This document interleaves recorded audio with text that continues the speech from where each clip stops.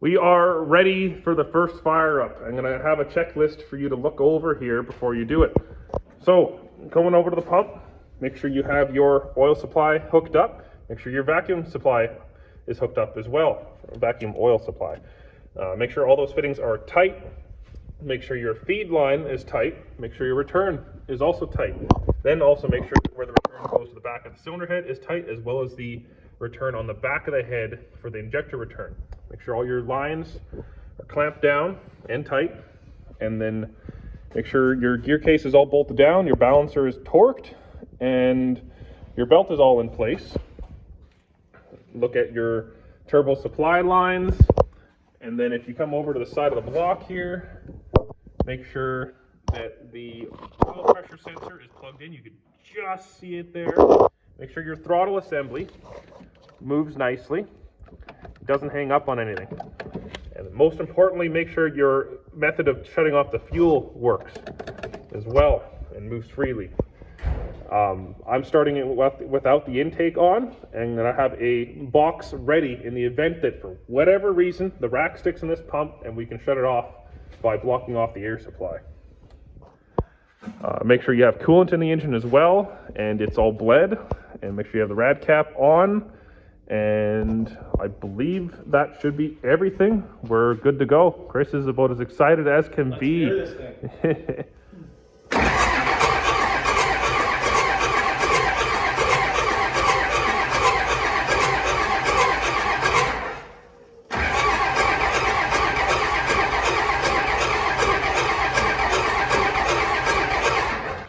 Okay, take two. We pulled the valve cover off. It was kind of making some noise out the intake. Check the lash. Lash is looking good, so maybe it's just a valve that has to kind of seat. Let's get it fired up here.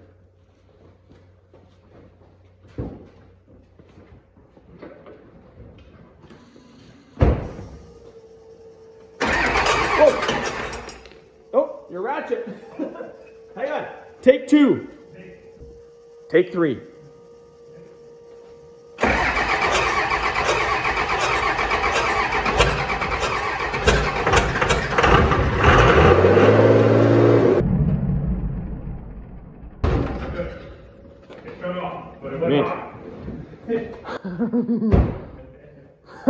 What, quick? I didn't even bleed the injectors or nothing.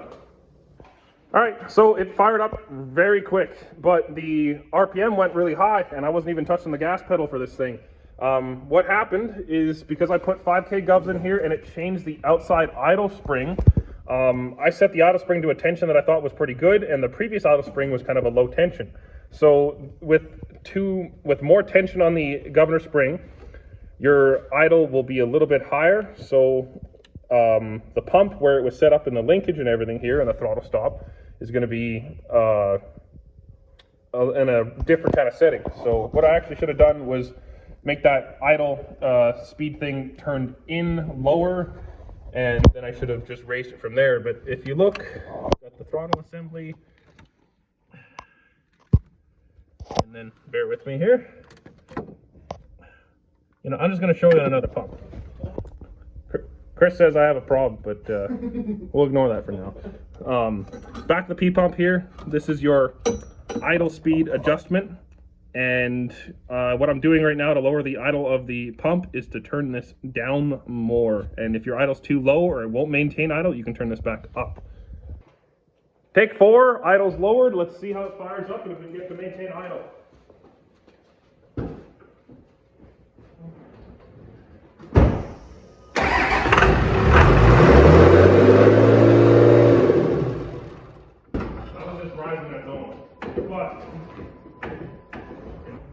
Yep.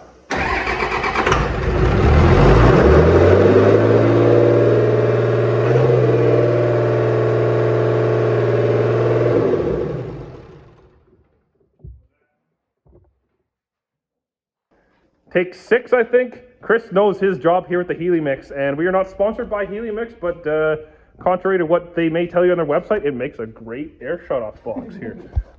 So take, I think 6, 7, whatever, I lost count already. The Granbury Truck Shop throttle assembly bracket here is adjustable with slots. And I had adjusted so that the throttle cable would have a full travel and slacken it. But in doing that, I think I made it too tight, so the throttle stop for the P-pump would not be able to go back all the way. So right now it might not even maintain idle because it's backed off a whole bunch, but we're going to play with it a little bit and we'll see what we get.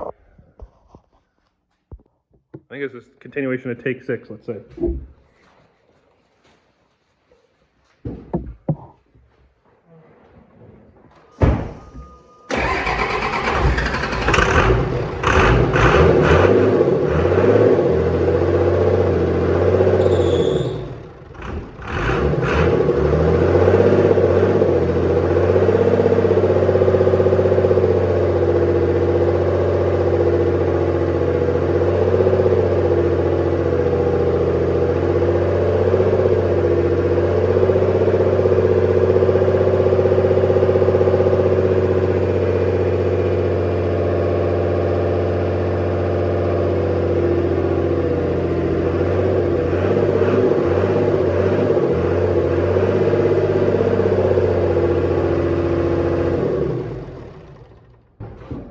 Dripping some oil. What's we leaking? Okay, currently we are adjusting the idle, so I just have Chris start it and with just the key, and we want it to just fire up without having to give it any gas. So I'm going to have him turn it over here, and then I'll tell him to shut it off if it idles. So fire it up.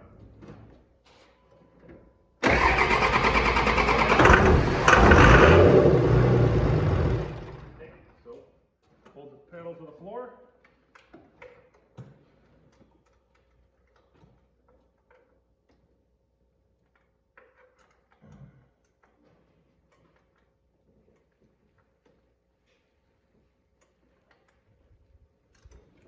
Okay. Fire up.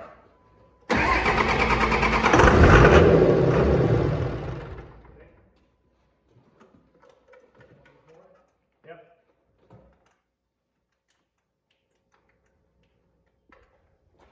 Okay, so we're fixing the idle issue, and we've got the governor spring cover off. Okay, Chris got some light here for us, and we've got the governor spring assembly. So, what I'm going to do here is, it's kind of hard. Take the screwdriver and just turn it back, click. Right there. We kind of got a little bit looser, and we'll try that out. Okay, change out the springs, and just for testing purposes, or not change out the springs, tighten them. And for testing purposes, I've just got the fuel solenoid off, and I've got the mechanical lever here so I can shut it off. Chris, go to wide open. Foot to the rug. Yep, and then I need to raise up idle a little bit here, and see if we can get it maintain idle. Okay, and then fire up.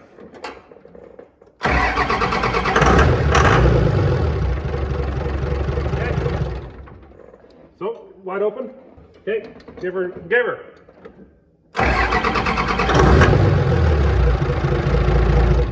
Okay, still a little low. All the way in. Okay, give her.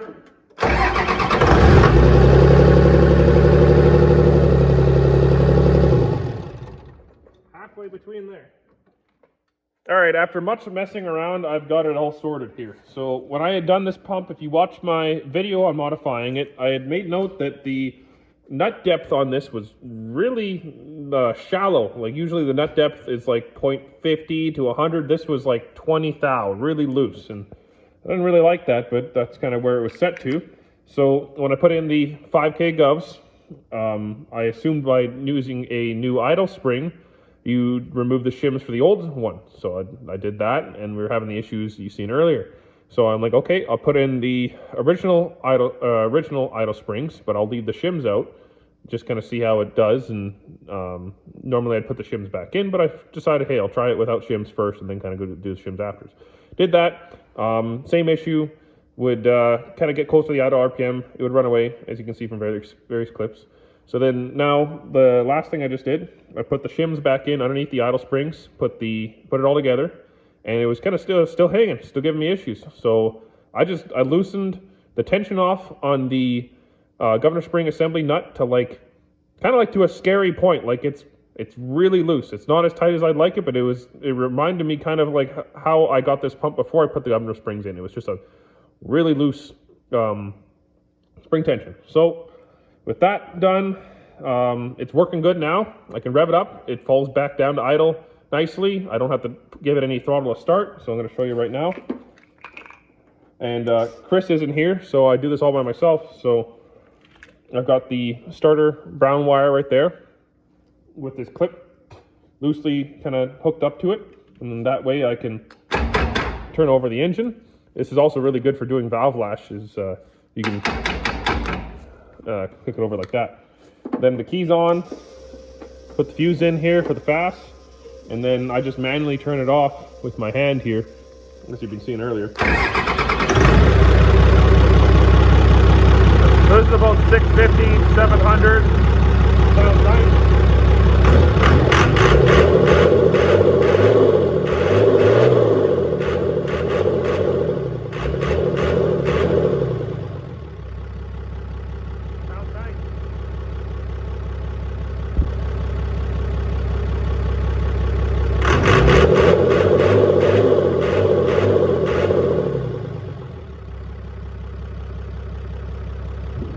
Smoky in here.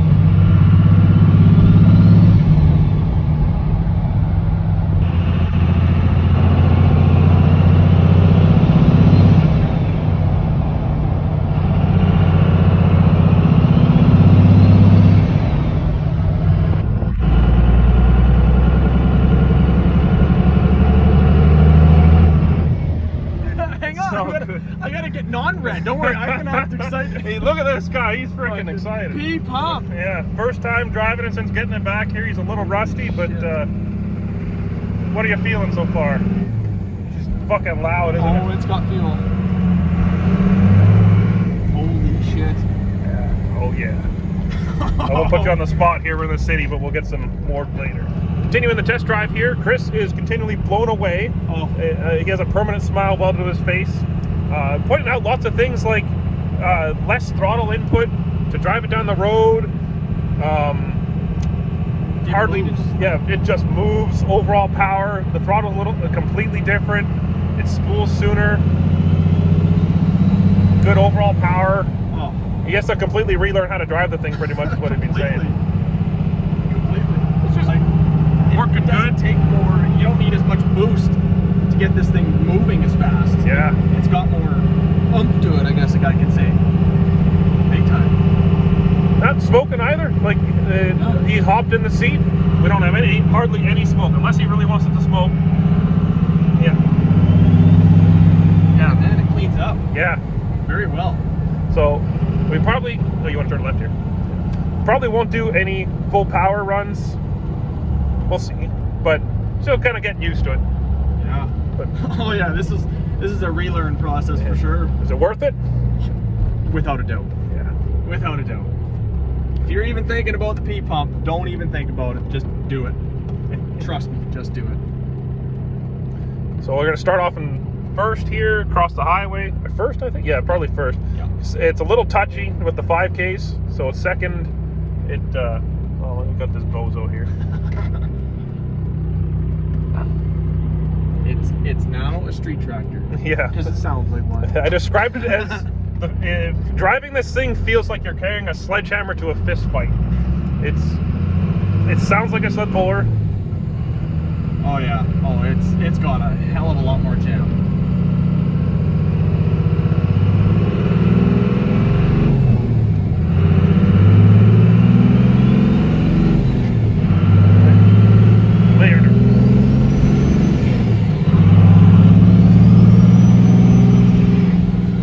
Hardly any smoke. Oh man. Responsive.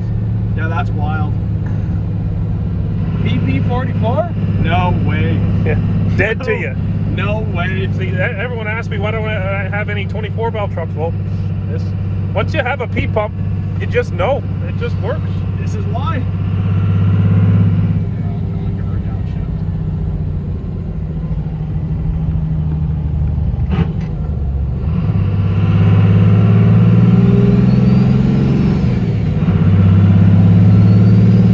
That's only 40 Oh psi. my god, I don't even think I'm half throttle. Yeah. I'm serious. It needs way less throttle input to achieve the same boost as we did with a VP. Between that cam and the pump, it's unbelievable, guys. I can't even tell you how much different, it's so different. It doesn't take as much boost to get it rolling. It's got more jam. And this is with 30 degrees of timing, so it really doesn't even come alive in a sense till 2,500 RPM with the amount of timing this thing has.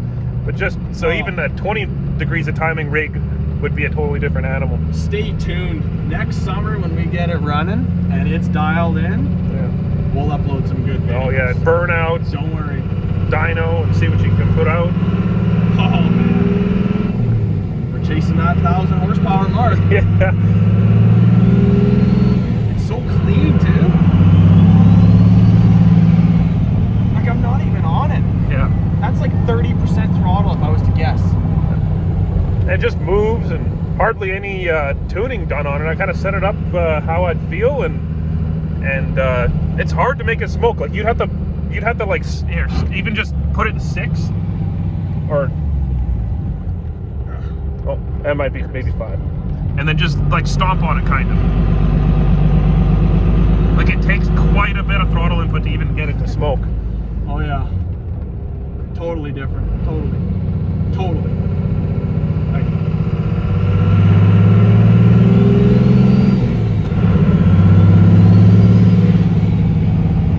let's put it this way. A second gen should not go this fast. If you own one and you know what we're talking about, it's scary fun. He hasn't even broken highway speeds in this thing, but it's just it feels different. You go and drive a pedestrian 160 horsepower one, you can drive this animal. It's like you said, it's like driving a sled pull 24/7 now. Yeah, it's like a caged beast.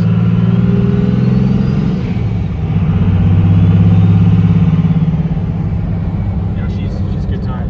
She's really good time.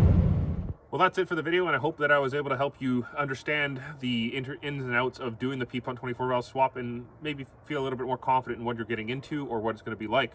Now, unfortunately, it's about a year later, and I'm finally finishing this last video, and Chris has decided to go common rail in his truck. I know why. Mechanical's the way to go, but, you know, his loss. We've got a 6.7 P-Pump engine here that I built after the 6.7 12 valve blown up. So I've got a video on that. I've got a video on building the 6.7 24 valve, you know, V2 kind of engine here, and then I'll have videos on drivability, tuning, starting, stuff like that. This will be for a daily driver kind of truck of mine, and even got a G56 behind it, so I'll be having a video on that. So just tons more heading your way. Sorry for the big hiatus on the video releasing here. I've got a bunch more kind of in the pipeline here for editing, and this will be the first one of just opening the floodgates of getting back into YouTube.